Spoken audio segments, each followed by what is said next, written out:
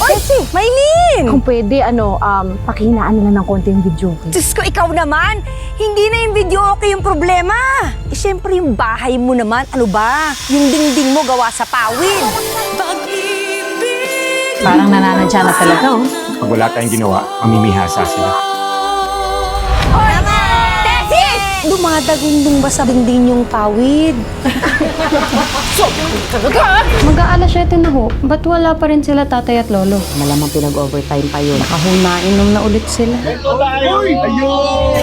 Nung ako na tatay mo, di na daw siya iinom. Uy, naniwala ka naman. Nakita ko nga yung asawa mo, nandun ka laayos, nagiinom. Ano, hindi ka uwi? Ang sabi mo, magbabago ka na. Ako naman, asang-asa ako sa'yo.